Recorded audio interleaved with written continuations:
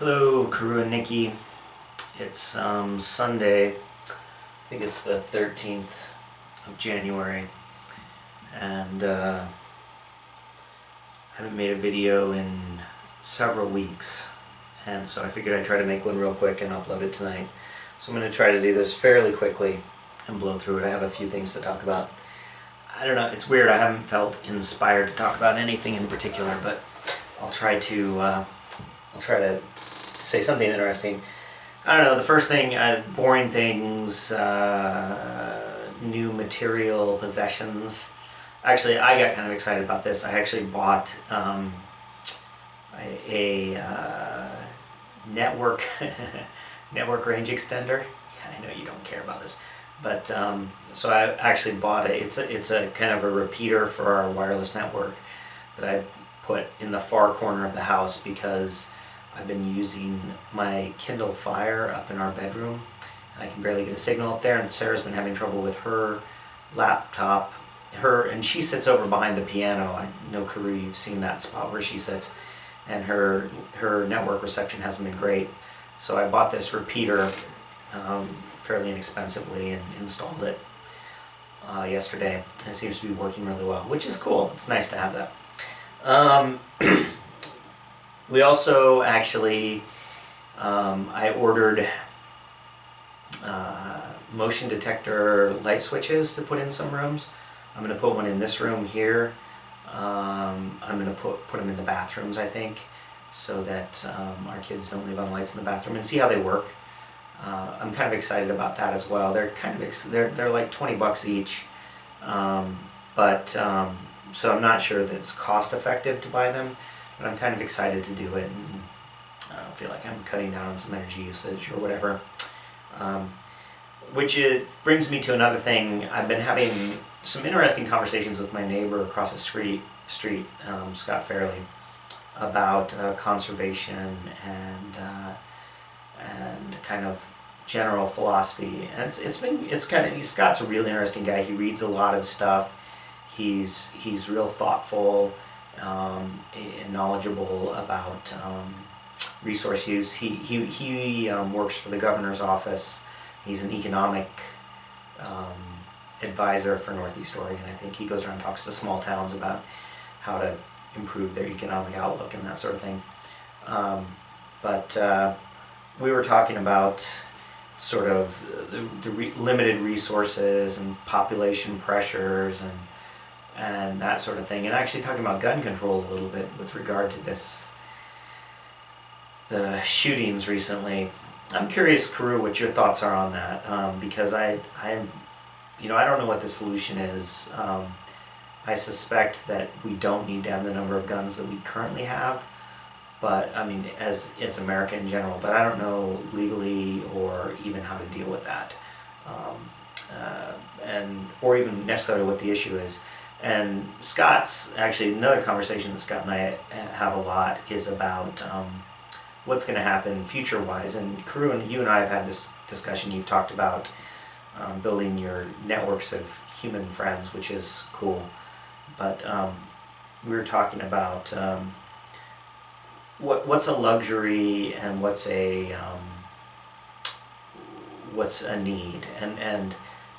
And basically, actually, we kind of after a long discussion, we came to the idea that what we really should do is look at the resources that are available to us and then prioritize their use based on reasonable criteria to figure out what type. So does everybody need a new cell phone all the time? Does everyone need multiple cars? Does everyone need what is it that's needed and what's not? And I tend to think, like we were talking about, I tend to think communication, like the internet, is an extremely important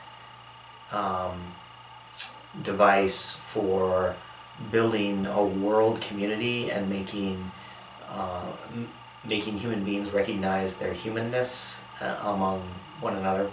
Anyway, we've had a lot of conversations about this recently, and it's kind of interesting. Actually, the use of resources brings me back to the one last thing that we bought. Sarah has a new car. We bought our first brand new car ever on Monday, and we bought her a Toyota, what is it, Sienna minivan, all-wheel drive. So she's very excited about that, and we've kind of been looking at minivans for her, but she really, when we got rid of the Previa a year and a half ago, and we started using her dad's old Dodge Caravan, she really wanted the all-wheel drive. She's not confident driving in snow or ice, and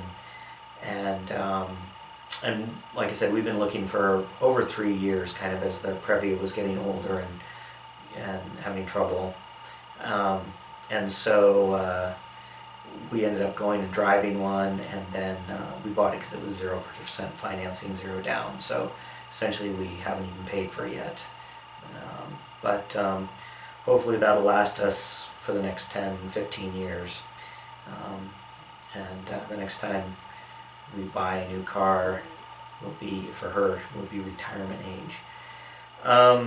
So yeah, that's it as far as purchasing things. What else is going on? I've been playing soccer the last couple weekends. Gareth and I have gone up and played indoor with high school boys. And it's interesting, I told you, I think the last time I made a video, I've been working out, or maybe I just talked to Karu.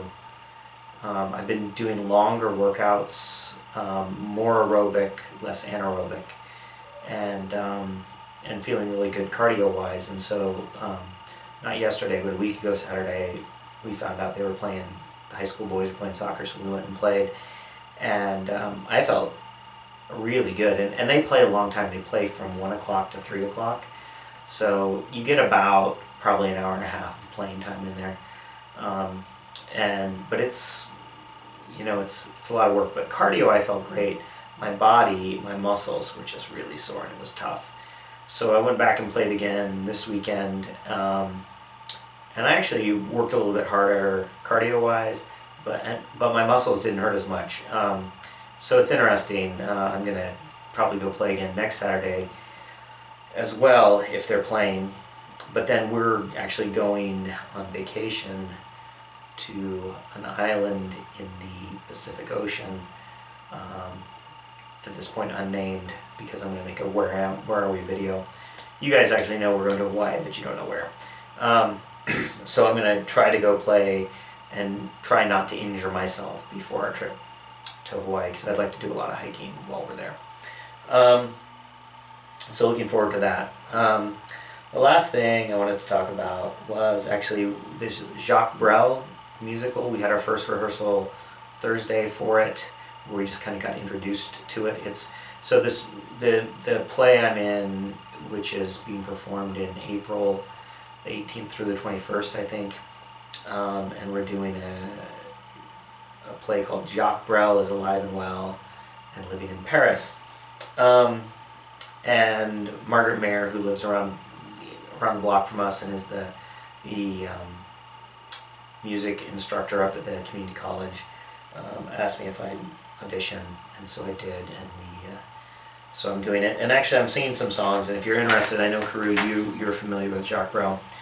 So I'm going to be singing the Funeral Tango, a song called Madeline, a song called Bachelor Dance, and then I can't remember what the other one I'm singing is. I think it's called The Desperate Ones. And I'll also be singing in ensemble numbers, Alone and Marika, I don't know. I've been kind of learning some of them this weekend, so I got the CD on Thursday, and one song is Madeline, which I'm going to play a little bit, and actually have my ukulele, and so I've been working on learning to play this song on the ukulele.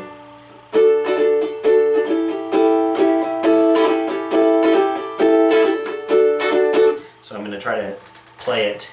I'll see if I can make it through it. It's like a 2.5 minute song, but like I said, I'm just learning it, so here it goes. I'm waiting for Madeline in front of the picture show every night since 10:30. Madeline, she loves that so. I'm waiting for Madeline. We'll go down and eat at Joe's. The french fries are from who knows when, but Madeline, she loves them so. Madeline's my Christmas tree. She's America to me. It's true that she's too good for me. That's what her mother always says. I'm waiting for Madeline. We'll go to the picture show. I'll tell her that I love her then. And Madeline, she'll love that show. But she's much more than pretty. She's all that I know. She's my whole life to me. I love my Madeline so. I'm waiting for Madeline, but it's getting soaking wet. I've been soaked since 10:30. Madeline is not here yet. I'm waiting for Madeline. I can't remember how the rest of it goes. Anyway, you kind of get the gist of it. So we'll be doing that song among other ones, and it'll be interesting. It's definitely sort of burlesque-y, vaudevillian kind of stuff, but one of the interesting things about it is what Margaret's done is she's given us CDs and pointed us to YouTube videos or other videos online of Jacques Brel doing the songs originally in the original French, and then the other people doing the songs from the show with the English translations.